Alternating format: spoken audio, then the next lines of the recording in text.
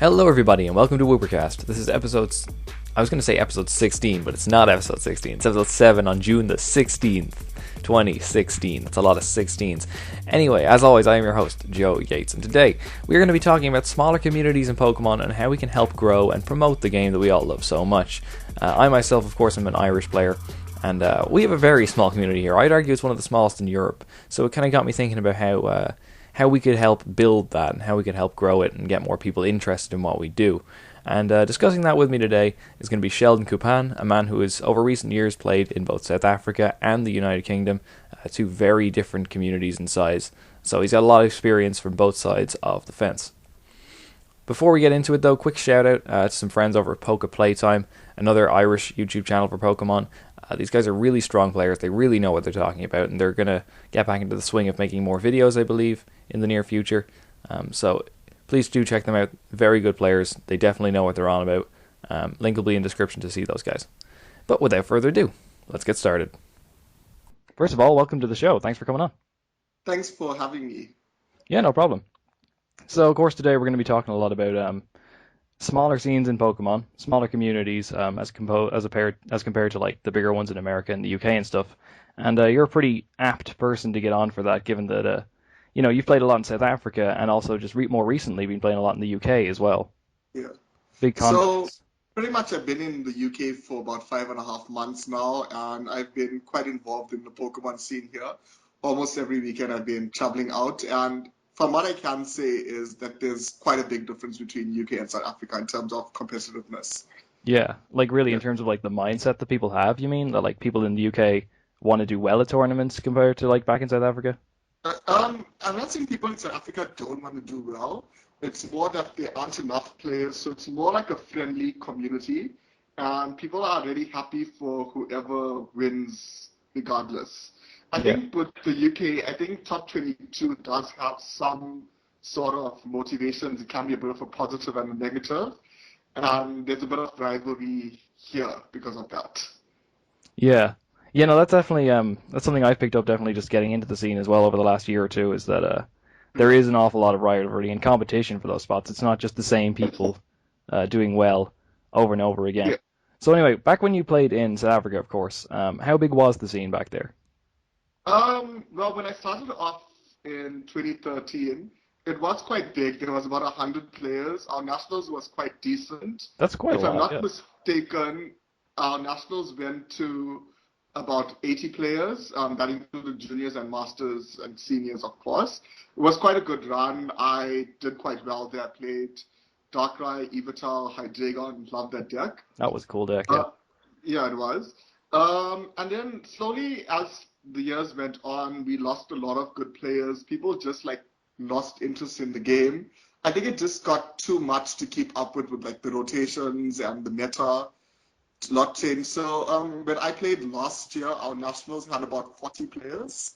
Does that include that's Um, all age divisions then, 40 players? I think just masters. I Okay, think that's fine. there was some juniors and seniors, not a lot though. This year, I believe it was half of that, so in the 20s. That's wow, Yeah, that's pretty low. it's quite a We've seen quite huge a lot drop. of low attendance Nats actually this year. We had what Czech Republic Nats has been subject to quite a bit of controversy at the moment. That had Oh, 32 players, I yeah, believe. yeah, But we and then probably there was won't go that. into that today. That's a whole Yeah, other topic. I've United Arab just been like Emirates. getting notifications about the Czech Republic match, and it was quite interesting to Yeah, say the least. yeah. It seems like there's like about 5 different points of controversy from one tournament or something like that. It's Okay, nuts. but it's Europe. There's always controversy. Oh yeah. Was there any Yeah. controversy back in South Africa then, or was it all just like? Um, none that I was aware of at all. I think what I loved about South Africa is that even though there were so little of us, we were a really tight community. Like, especially last year, where I pretty much traveled throughout South Africa with my buddies playing in tournaments. We became like a cool Pokemon family. We looked forward to seeing each other, and I think for me, it was more seeing my friends like every few weeks than actually playing was my highlights. Yeah. No, I think I'd agree with that as well. Like, I mean, coming from the Irish scene, and like this year at Nats, we had a pretty good attendance, which we consider pretty Yeah. good, was 6 people from the trading card game. So Well, Yeah, but like we all know each other really, really well at this point, and it is a lot of it's just we got playing the game first because it's the game, and then we kind of stayed playing it because we made friends from that Yeah, point, you know? that's exactly what it is. I think my best memory from playing in South Africa was about 2 years ago. I traveled to a city named East London, and the league leader there, Mikhail, he's really awesome, really welcoming, quite a good mentor to the Pokemon community. And he just basically, we had fun playing in the tournament, but it was after hours. He had a barbecue at his Ooh, place. nice. And we just played cards, chilled, got to hang out, and that was my first time traveling. And it was so welcoming. It was really like a family. Yeah. Yeah, no, I think that's a very good point. Do you think that being in a bigger community like being in the UK, you kind of lose a bit of that necessarily? I think that is true. Like me personally, I make the effort to get to know everybody in tournaments, but you do see that people have their own little groups from based on where they from. So it's quite clicky to say, like, I don't like using that word, but No, I yeah, get what you mean though, yeah. yeah. So I mean, people try to help their own teams out, but across that, I don't see. There's not a lot of bridges. Yeah. No, I get what you mean by that, and I think that that makes a lot of sense. You know, like you said, the location you come from and the people you play with on a more regular basis. Uh, And come on, South Africa is tiny. So it's really tiny, and it's all just the one really, group, yeah. it's really easy to like get a 1 hour flight and travel to like. There's only like about 4 or 5 different cities that actually play Pokemon, Yeah. so it Actually, was really easy. as far as Africa as a whole goes, like, was there many other tournaments like in the rest of the continent, or was it I just South Africa? don't think so. I think it was just South Africa Yeah. that had tournaments. And I believe it was like this was last year at least, but the winner of that tournament got to go to Worlds, wasn't it? Actually, a whole lot of us went. South Africa doesn't have travel stipends, Oh, which okay. is, I think that's the big reason why people are losing motivation in Yeah, playing yeah. because, I mean, compare the rand to the dollar, it's like it's nearly 20 rand to the dollar now. So it's quite ridiculously unaffordable to go to Worlds. But a few of us last year, including the winner, about 8 of us, I think, went to Worlds last year for the first time, and it was quite a good experience. It was the first time we played at that level of competition, and it Yeah. was quite of an eye opener. Was there like I was gonna like to expand on that, like was there much of a skill gap coming from you know, your own community in South Africa and then going onto this huge stage in Worlds? Like Well, how did that kind of hit you? for me, I just went into Worlds with the intention of having fun. I thought I'd go to Worlds and lose every single game, and I Nice. and I would have enjoyed like my time there. But I actually did quite well. I ended up with 13 out of 15 points, so I Huh? was actually a win away from top cut. My final game was basically a win or in, and my opponent and I timed out, but I gave him the win because he was up in prizes. Ah, that's very But nice of you. it was. I really enjoyed it. I think that that level of competition made me step up my game a lot more. Like it was the first time I saw people actually taking down notes, continuously checking their discard pile, counting my cards in my deck. It was Yeah. scary, but also really fun.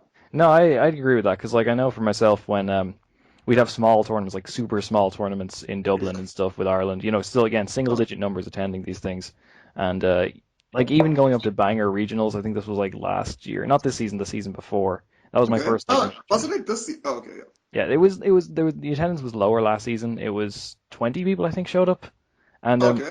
I mean most of them were from the UK. Myself and Alan were the only ones from the Republic at that time.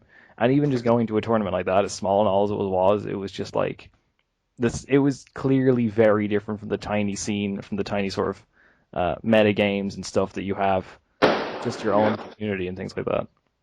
Okay. Sorry, I just got distracted. There's a firework display happening Yeah, I outside. thought you dropped your Okay. laptop or something. Okay. That's fine. Yeah. Oh yeah, and I think I attended Bangor Regionals this year. You did, And yeah, like yeah, and it was really cool. I did enjoy it. It was quite well run. yeah. You came what like top eight in that? Yeah, I cut that. That was got me like a few points short of my invite. Nice. You have your Yeah. invite now, right? Yeah, I do have it. I got it from a few league challenges. Okay, So excellent, excellent. And I know you want me to ask you this question, but what deck did you play at Banger Regionals? Bajan. Your Everybody who favorite. knows me knows that's my favorite deck. I don't know why I didn't play it at Worlds last year.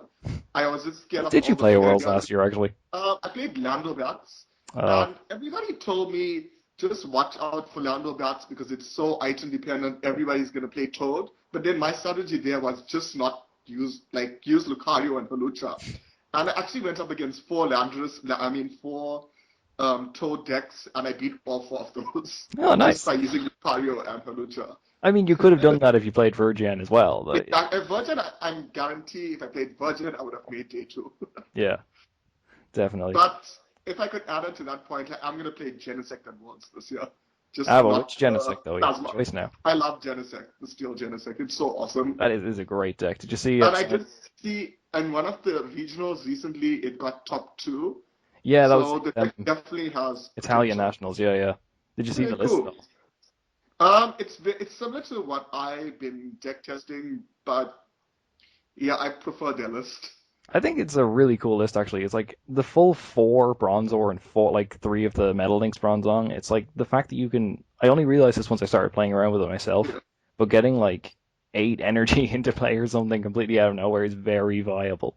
Yeah, so I basically played it when I played casually, like I deck tested with a few guys from the UK. I pretty much played with quite a few energies, like 13 energies, and then I threw in some max elixirs into the mix. But it's a bit inconsistent because you're in between discarding those energies and trying to max elix for it. I also didn't think at all to play the Bronzon that protects your bench. I think that's a Well, that's really good so play that good. the Yeah, guy in Italy played. It's really underrated. yeah. No, he So had that list definitely complete taking sauce. that idea. Yeah. Shame he didn't win in the end actually, but whatever. I was like so rooting for anybody who played Genesect to win. Anyway, um, speaking of like picking decks based on the meta, when you were like playing in South Africa, and of course you've had like the smaller community, and you knew when you were going into tournaments, and you knew kind of Yeah. what decks your friends would be playing and the other players would be playing. Did that like what kind of meta calls did you have to make compared to playing Well, at a much bigger stage? the thing is, everybody had their favorite decks in South Africa. I think it was just last year's champion Zahir who used to shake things up a bit and try out stuff that was doing well in the States. Like he blindsided all of us in our very first cities last year by playing the Executor deck. None of us Oh saw that. yeah, yeah. Yeah, and I'm playing Virgin. I have no idea what I'm doing against that deck. But okay, so a few of us really like I pretty much alternated between playing Virgin and Dark decks like this year. Most of the players stuck with their favorite decks. Yeah, that's just how it is. Right. So there was no one thinking like, switching decks up really quickly like they would be in America or something for like, oh, this is the play for this particular tournament. It was just, I this is what I think know. I think a few times it happened, but it was pretty much the same people cutting every single tournament, the same 8 people. So we didn't really see much difference there. Right, right. Um, Yeah. yeah, so I think one of the big things about having being playing in like a smaller community as well is that it's kind of difficult to get other people interested in the game, Yeah. like in the first place, and that kind of makes it difficult to build the size of the community, and difficult to get support from Pokemon, difficult to get your own tournaments and stuff like that. So, why did you start playing the game in the first place? My reason is quite silly. Like, I was supposed to do something big, like a big opportunity was supposed to happen. It wasn't work related, quite personal, and that didn't happen. So I needed something to like distract me. And my job is quite tiring, and it can be a bit like long hours. So I always need something to do, like a hobby, just to like stimulate my brain a little, get my competitive juices flowing. So I was just walking through one of the malls or in South Africa, and I saw like all these kids playing Pokemon, and I'm like, I want to play too. And then 1 year later, I was pretty much running that league. Yeah, So I think I really enjoy playing it just because of the competitive aspect yeah. and the camaraderie. So you got into it because you wanted to play a game that Just was like competitive. You wanted to get into a game. exactly. Yeah. See, And just something to do on the side as a hobby separate from work. yeah.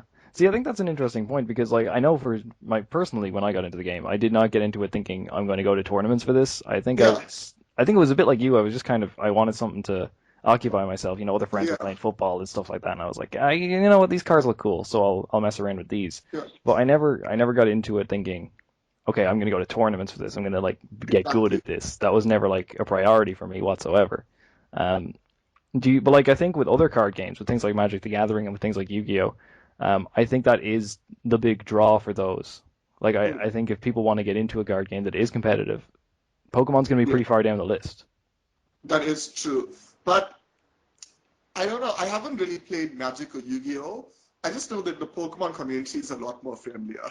That is probably Yeah, true, actually. From what I I hear, it is I anyway. just I haven't heard anything good about those No. communities, so it's not something that would get me there. But okay, the one thing that would get me to possibly play Yu-Gi-Oh is the sheer number of players there. Exactly. So Even in Ireland, there is a I think in ton. South Africa it's massive as Yeah. well. So I think that's always a good thing. But I mean, the Pokemon UK community is massive as well. There's never been like a tournament where we struggled for numbers. Like I can actually say some of the league challenges that I've been to were bigger than regionals in South Africa or even at nationals level size. Yeah. So I like the community sizes. Yeah. Yeah. No, but that's a fair point. I mean, like there was a nationals actually there a couple of weeks back, probably about a month back now, in United Arab Emirates, and Oh, I I think there didn't know was they like played less than Pokemon. 20. It was Okay. tiny. Like there was like 4 rounds of Swiss or something like that. Yeah. We're talking like league challenges in America be bigger than that.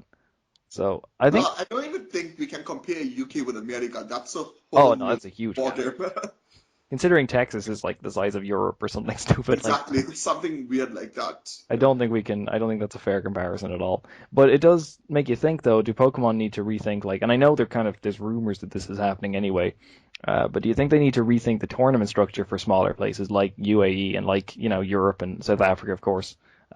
Because just having one nationals like for a huge area that is UAE, um, it's not and you earn the same amount of points as you do going to US nationals or UK nationals, but the tournament is so much smaller. So do you Yeah. think they need to kind of rework like their system as to how people qualify for Worlds? Personally, I don't think that that's a problem right now because pretty much in South Africa, if you want your invite, you just play hard, play one consistent deck, and you'll get your invite. So I think in terms of qualifying for Worlds, it's not a problem. I think I don't think the tournament structure should actually change. I think the focus should be on getting more players and trying to create more of a buzz and excitement to draw more people in. Yeah, And to also try and get back. Like the sad thing is a lot of the people who I pretty much learned to play from, like Zahir and Michael from South Africa, they probably the best players in the country, and they also stopped playing this year. But I think if you oh, can get like the older legends back, you'll get a whole lot of new players in as well. I know when I think it was 3 years ago we used to have like a really decent number of players at our local league anyway, and it just people just sort of moved on from the game. Some people moved to a different country and stuff like that, and we just sort of lost a lot of steam from that and never really built back up. That was even before my time though, so yeah, I think that's Yeah, right. Getting like big names and getting players that people can know going into it, and already seeing that there's a big community for them to jump into is a little more of an incentive than otherwise. okay. And I think it's maybe they should have a lot more friendlier tournaments Yeah, than actually competitive tournaments where it's people are fighting for their CP, fighting for that trophy. Because I think what scares a lot of the new players, like it certainly scared me when I first started playing, is especially in like a smaller community with South Africa, you'll have like the 8 people who are insanely good. They practice, they check deck lists online, they test with each other, and then you get like the newbies who are playing team decks, and it kind of like I've heard this from a lot of people who played in South Africa and are still playing.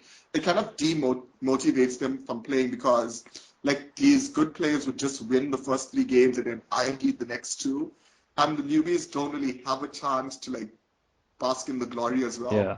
So I say have some new tournaments. Try and keep it like I think pre-releases maybe. Pre-releases are where we get all Yeah, of our attendance. People show up for pre-releases, they don't show up for exactly. I think anything. the pre-release turnouts are really good, but there needs to be some way where there's a tournament that gives everybody a fair shot of playing, whether it's newbies or old school players. Yeah. There's something like that. It's funny that you mentioned that actually, because now that we're sort of approaching the off season for European players, especially ones that don't have their invite. Um, we're actually in Ireland. If anyone is from Ireland listening into this, do check out the Dublin League that happens every Tuesday night, 6 p.m. It's great, and we're going to be having some fun tournaments over the course of the summer. We've got like loads of really accessible ones planned, and this was kind of our thinking, was that we want to do tournaments that are smaller and like, accommodate for like all skill levels, and to the point where proxies, go ahead, use them. It doesn't matter. Yeah. Even cards, you don't need to have big flashy EXs. Like we're doing this, we're doing New World Order for one of them. Yeah. I'm not going to go into detail about that one, but anyone can just show up and pick up a deck on the day and play, and that's kind of what we want to encourage a lot going forward. Yeah, I like that you say the proxy idea. I mean, I know there's a few proxy gates here in the UK, Yeah, but I well, think no, they maybe wouldn't. I just want to clarify that yeah, if proxies will not be allowed in sanctioned events, but in unsanctioned events where Pokemon's not involved at all, no points are awarded. That's fine. We just want because people in. I think maybe every like the tournament organizers should print out a whole lot of proxies and let everybody choose, like have like a sort of pre-release style event, except it's not going to be a pre-release, and get a whole lot of new players to like build the decks from those proxies, get a feel of the game, see Yeah. how it works. Because a lot of new players just go and buy team decks and they don't understand how like a structured deck like Night March or Evitar, Gallade, Archeops would work. Yeah. No, I think that's actually a good point that you brought up about the theme decks, is that one thing I think Pokemon could do to get people more into the major competitive side of it is just make the theme decks actually, not necessarily top tier, obviously, but a lot better than what they are at the moment, because nobody's going to be playing a theme deck with like a Lilligant and 20 grass energy. That's not going to win you anything. Exactly. It doesn't make sense. Like the first time I actually went to a Pokemon League in South Africa, it was run by a really awesome lady named Janine. So I bought the Genesect team deck. I think it was the Mind Wipe team deck. And I thought it was so awesome and I was going to beat all the There's kids. Genesect in it, And I of go course it there is. and I go there and I get my ass kicked Yeah. like by like 5-year-olds and everything. So from then I made it my determination to build like a proper Virgin deck. Yeah. But I think you raise a good point that maybe the theme decks need to be restructured a little. Even like the trainer kits that like teach people how to learn. I know we got the Mewtwo Dark Ring Yeah. one, and that was pretty good. But like just the standard ones that are like the Latias and Latios ones, and it's like you're not really learning necessarily. You're learning the very basics of how to play. You're not actually learning how to beat people. And the only people you're going to beat are other people who've started playing about a day ago, like you have. And it's, Yes. again, that makes jumping into a community of people who have been playing for years extremely difficult to do off the bat. Yeah, exactly. So maybe that's something that's gonna have to come from like TPCI side. I would love to see that. I think another thing is that people who get into the Pokemon card game haven't necessarily played any other card games like at all. And that's fine. That's cool. It's a good sort of accessible point for that. I know actually a lot of Magic the Gathering players who want to get their kids into Magic the Gathering, but they start them off with Pokemon because it's more colorful and it's sort of easier for them to learn. So they kind of Yeah. use that as a bridge to get them in. But what was I going to say again? I had a point. Yeah, Oh, basically that I think the people coming into the Pokemon like don't expect it to be a competitive game necessarily, but don't know the ins and outs of what makes a trading card game competitive in the first place, and don't realize that. What do you mean I have to spend like $60 for two Shaman to actually have a good deck? Like, that's I think true. that's a big sort of off-putting factor for a lot of people. Well, maybe Shaman should be printed out as a promo, and I'll then just more ban it or something. people, I don't know. like when every new player joins the league, they get 2 Shaman promos. Oh my God, that would be insane. And That would be then amazing. all the people who like paid like $40 or £40 for a Shaman are Yeah, gonna like cry. 60 for the full art or whatever they are now. Oh yeah, Yeah, that is. I stopped looking after I got my playset. I pretty much yeah. didn't care. I think I pulled two when I traded a kid for one. So don't question my Yeah. morals. I did what I have to do. But like, yeah, I think I even think printed. that's also a bit of a problem as to why communities don't grow. Not related to what you just said, but something similar. Like what I've noticed in like the South African communities is when there's new players, a lot of the more experienced players just see like really good cards like Shaman and kind of rip the kid off. Yeah, that does happen. isn't the nicest thing ever. So that child gets like demoralized for playing Pokemon. Yeah. Yeah, no, I get what you mean there.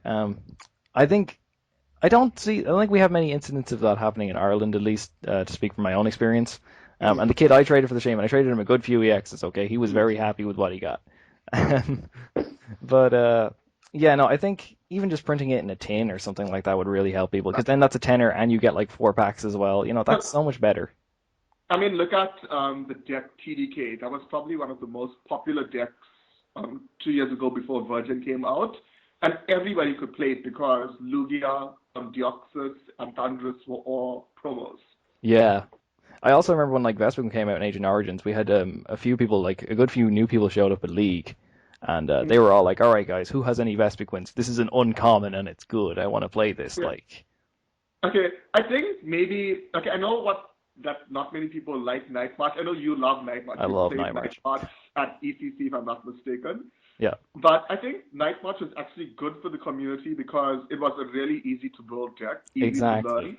So more people could like, if they didn't know what to play, their friend could just build them a Night March deck and they could like come in and play. I think there needs to be a lot more cards that work similar to that. I think Vespi Queen is quite similar, but maybe like non-EX decks that hit quite hard. I think they're kind of Maybe leaning like try and towards that build it up. at the Yeah, moment as well. Like, I like mean, Greninja. Greninja was what I was going to say there. Yeah, even things like Zoroark and like the baby Yeah, Yveltals are like very good just on their own. like if I'm not mistaken, I don't think any of the players in the top card in UK actually played an EX heavy deck. Everything was non-EXs. Scott Burgess ran 2 Yveltals in his list, and Oh, but his primary, what? I can't remember what he played. he played YZG. Oh, Yeah, okay. but But it then was what like is even like Yveltal EX as an but EX, then it's that, like that that's was the like easy one to get. Gallade and Zoroark. So Gallade, Zoroark, Baby Evital are it's a pretty solid deck as it is. It is actually. That's what Ollie Burnett was running as well. I loved Oliver's deck. It was It awesome. I actually played a very similar deck to his, except I didn't know how to play it. Yeah. No, I played him in Swiss and he handed me my ass, so I kind of love it Oh, and hate it. Yeah. that's when you were on stream, right? That was when I was on stream. Yes, I lost two Yeah. games and they were both Off on the stream, so that stream. was fantastic. Yeah. Oh well. Oh well, next time I'll do better. Anyway, Yeah. one thing actually about tournaments when we're talking about going on stream and stuff is that like I think it's great that they've started coming over to places in Europe. This is something they started this season anyway. You know, even hiring people like Ross, Nick, David, Joe, all Yeah. those people to get on the commentary team and stuff. I think that was a really nice move from them. Exactly. I mean, I know Ross and Nick quite well. I mean, I've seen them play in tournaments, and I've watched like their YouTube channel. I always listen to PTGC Radio, and they really know what they're talking about. So I Yeah, think they do. it was a good move by Becca to hire them. Yeah, no, I think it's just nice to see that they don't reserve that kind of treatment just for the US now, and that they are kind of spreading that Yes, around a bit. that Um, is quite true. the other thing that I think they should like maybe necessarily another way to encourage people to play the game competitively is to sort of raise the prizes that they give people. Because I think one thing that a lot of people complain about in this game is that the prize support isn't necessarily what it is in other card games and stuff like that. Or like I know, Yeah, my, I've seen that discrepancy. yeah, I know like at least for Magic the Gathering World Championships, I may be wrong on this, but from what I researched, you get something like 40 grand just in cash for winning that. And granted, it's a bigger tournament, there's a lot more Yeah. competition, but it's still the you think that maybe there are things that Pokemon could do to sort of like encourage people. Like if you won UK Nats for example, like we don't even know if there were stipends this year, do we? Um, UK Nats, no, there wasn't. That was quite a huge controversy as well, Yeah, where like people just didn't want to go to Nats anymore because of the lack of stipends. and for the money that you spend on the cards and the money that you spend traveling to get there as well, I mean, Exactly, you think that there would be a nice reward at the end of it. exactly. That's just what it is, unfortunately. And But then maybe that would change. I think, though, they also wanted to promote Pokken a lot more. So yeah, part that of didn't that go budget well had though. to be devoted. But a lot of people do like Pokken. Like, even people who don't like Pokemon, like, they play, like, just Tekken or other hardcore games. Yeah. I Yeah. mean, the fighting game community kind of transitioned over to it. I know the Pokken event at UK Nats did not go well at all, though. I think they Didn't it? I didn't pay attention to that. No, they did not. They ran it like a Pokemon tournament, but they should have run it like a fighting game tournament, if that makes any Or what sense. about, like, the VG? I Oh, think VG's run pretty well. VG's In run Pokemon. really well actually. We have a pretty decent scene for VGC as well over in Ireland. That's Okay. I think actually that's a good point though. That VGC is a lot easier to get into than the trading card game in a way. Because for the trading Yeah, card game, you need to show up with like this deck of 60 cards that you probably need to buy from the internet. Uh, exactly. and like for the video game, you just show up with a game, and that's it. Like I mean, of Yeah. course, breeding Pokemon takes quite a while, but um, it doesn't involve the kind of monetary investment that the trading card game does. But it's so easy to like level up and trade now with the new games. You just Oh, like it's so much find the easier, yeah. fancy secret base or restaurant battles. Like that's actually a good point because in South Africa there's been a lot of the VCG community is quite strong there. There's a guy named Aman who really runs that well, and he gets new players in all the time. He always helps them build their teams. He's helped me quite a few times as well. And I think that's a bit of a difference between the VG community and the TCG is um, I think it's just a lot easier to get into VG. And I see that the people who play VG spend a lot of time like researching like the different team builds as well Yeah. compared to I TCG. played video game like last season anyway, and it was like with trading card game you play it and you're like, okay, when's the tournament coming up? Okay, I Yeah. have to book flights for that. For the video Yeah. game, it was just like, when's the tournament coming up next week? Sweet, I'll grab my DS, think of a team Yeah. on the bus up. It was And like, it's actually really annoying carrying a whole suitcase of bags through airports, it which is. is one of the reasons why I prefer taking the bus and the train. Because every time my bag goes through that scanner, they think it's cash. They look at my passport. They think I'm trying to smuggle like huge amounts of money in, Yeah. and they open it. So yeah, it's so much easier playing BG, I Yeah. think. We always get our bag checks when we go through the airport. Like I think Carl got his dice checked at one point for some reason. I don't know Yeah. if he could be hiding in there, but like, yeah, maybe they're just looking for like sweet full arts to trade us or something like that. I don't know. When I went to Worlds last year in Dubai, they actually opened up my cards and went through each one to see that I wasn't Oh, hiding money in between it, go which and was open up quite the annoying. check. Yeah, Like they looked through the sleeves because they thought like they didn't understand the concept of sleeves, yeah, yeah. so they thought I was like hiding notes in between that. Oh my god. Yeah, Anyway, quick point as well about increasing the prizes, just to get slightly back on topic here. Uh, yeah. do you think that if there were bigger cash rewards, that might encourage cheating more? Um, Potentially. Yeah, I think Yeah, there's not a huge. I mean, okay, there are complaints about people cheating in the trading card game like these days, but not. and they caught. Yeah, I mean, everyone seems to get caught when they do it, first of all. Yes.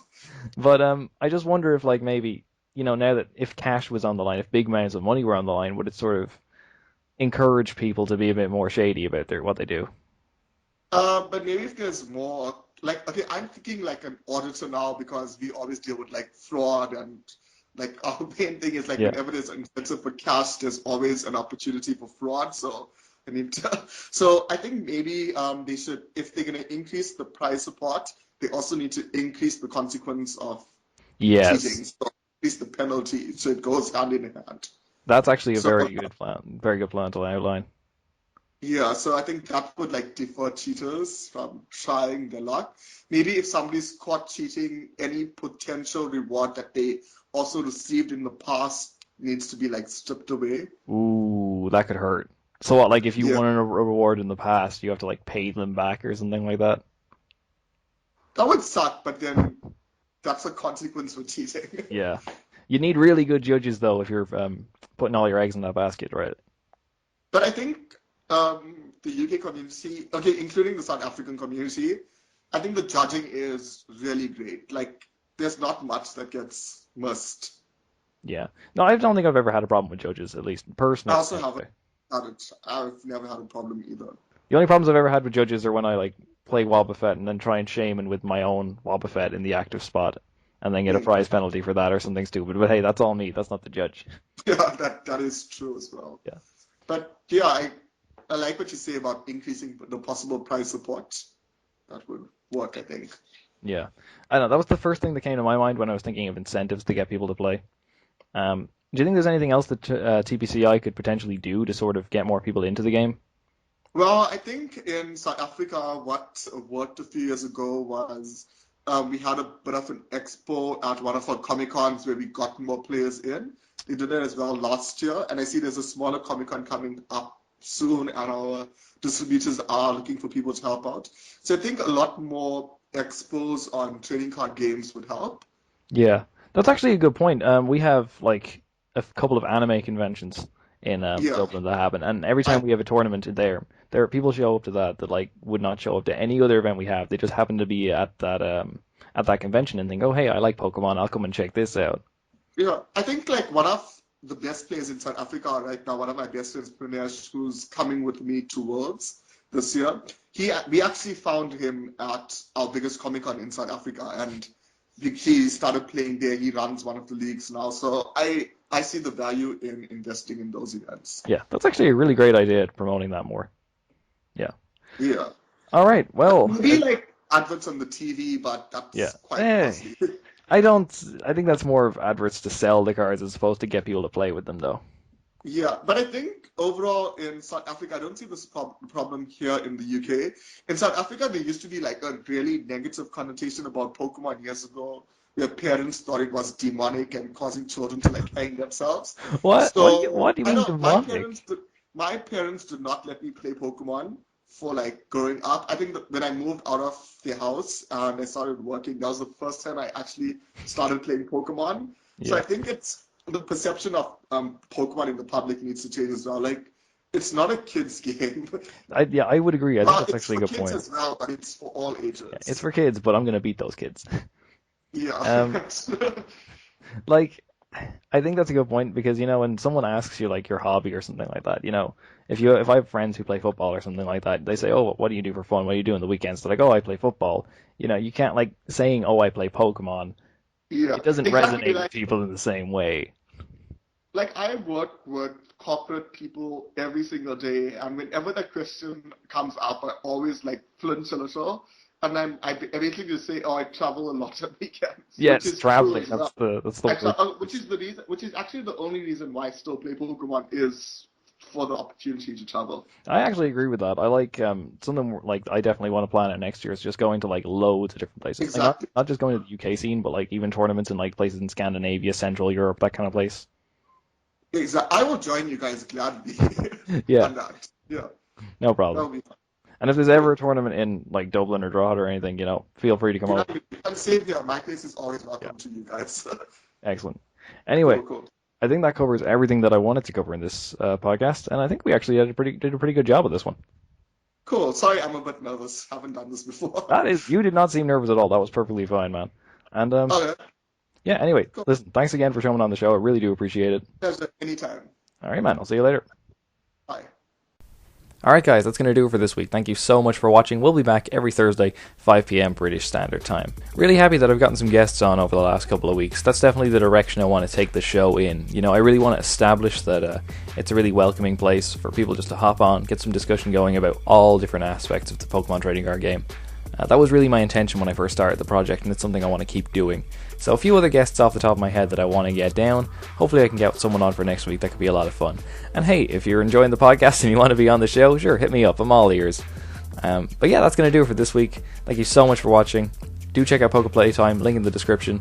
Don't forget to like, comment, subscribe, all that good stuff, and I will see you next time.